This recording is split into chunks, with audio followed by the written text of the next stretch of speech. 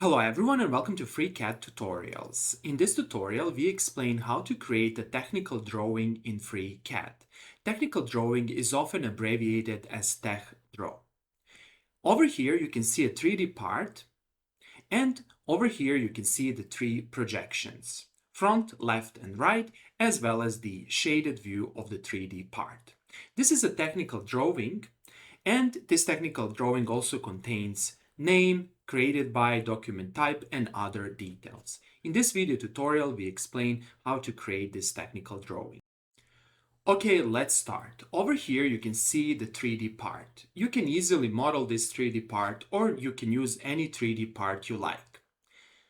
The first step when creating a technical drawing is to click here, then find this section Tech Draw or Tech Draw and click here. Okay, now you're in Tech Draw section. The next step is to locate this set of buttons. If you cannot see this set of buttons, then you need to change or expand some button groups in order to see them.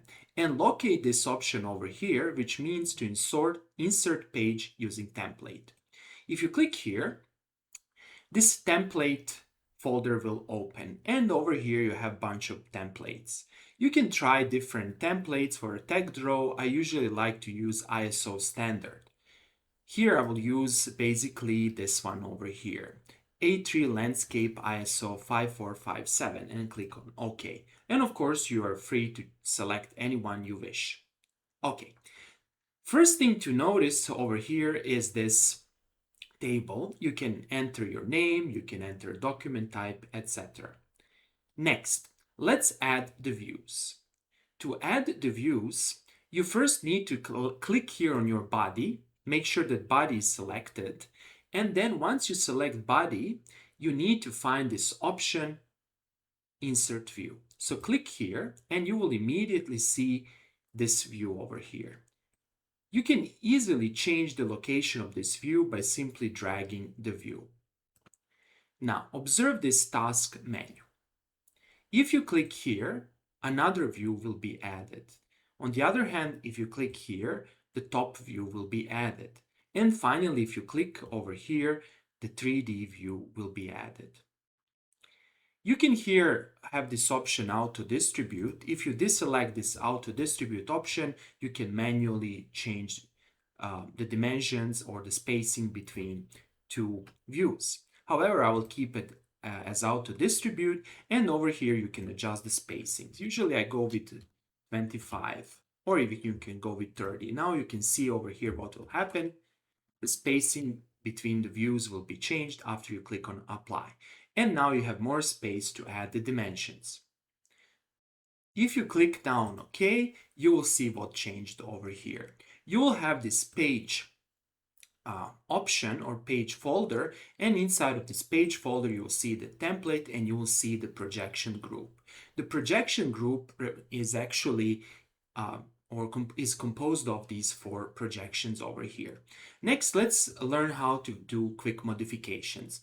First thing what I like to do is to erase these labels. To do that, click, for example, on the front, that is, click over here, and you will see the label over here, and you simply erase the label. Then click here and do the same thing, erase top, and then click here. You can simply erase it like this, and then finally click here and erase this. Over here, you can also change the scale, you can change X and Y position, etc. as you wish.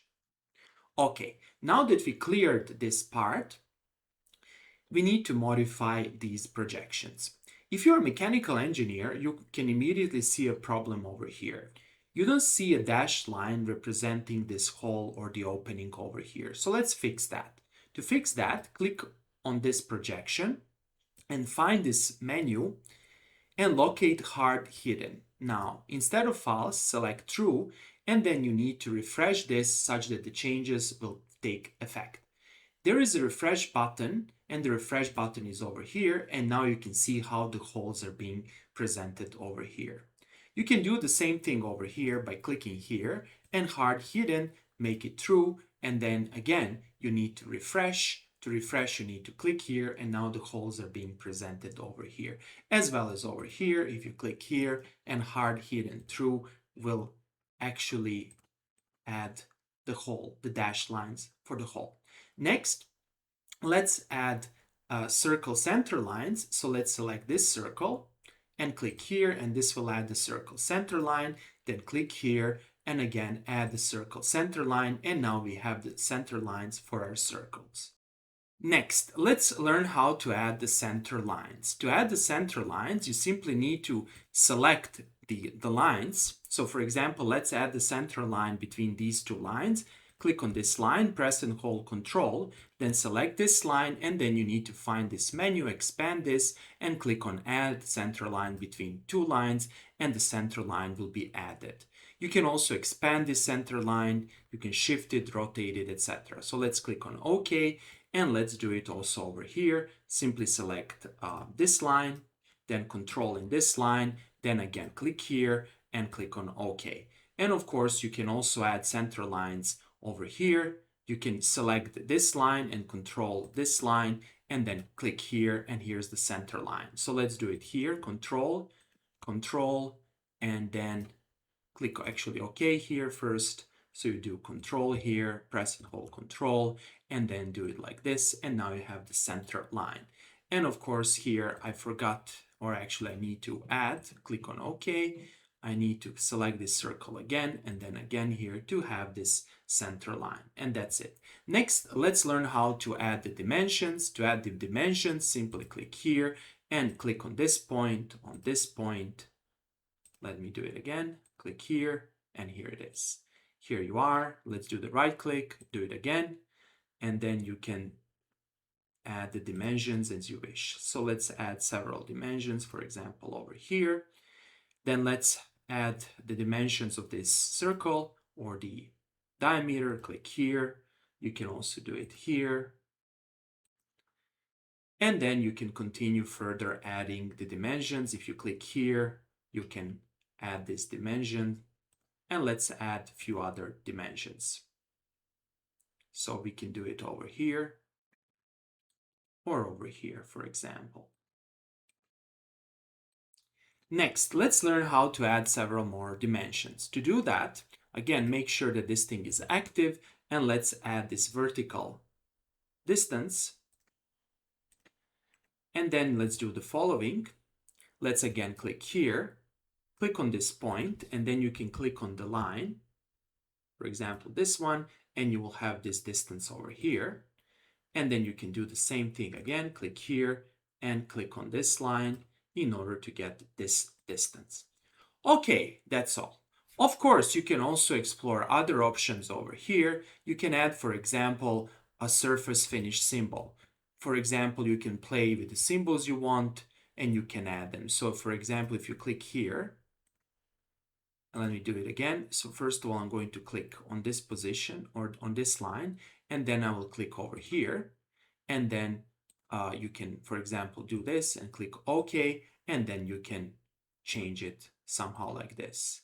And then you can change the name, adjust it, or do whatever you like. Okay, that's basically it. Finally, let's learn how to export this. To export this, you have these two options. You have export page as SVG or export the page as DXF. So let's click on SVG, and then let's save this file as, for example, drawing2, and let's press enter. Now the file is being saved as an SVG file. You can, for example, convert this SVG file to PDF or to any other form. And let's finally see how the file looks like. Let's go to the folder and open the file, and you can see that the SVG files are open in your web browser and you can inspect the file. Another option for opening the file is to use Inkscape. Inkscape is a free program and you can freely download it and install it, and it can be used to edit SVG files. Once I open this file in Inkscape, you can see everything over here. It's really nice. And then later on, of course, you can modify this sketch or you can add more things to it because everything is nicely recognized, as you can see over here. Really nice. Okay, that's all for today. I hope that you like this video. If you like the videos I'm creating, please press the like and subscribe buttons and see you in the next video tutorial.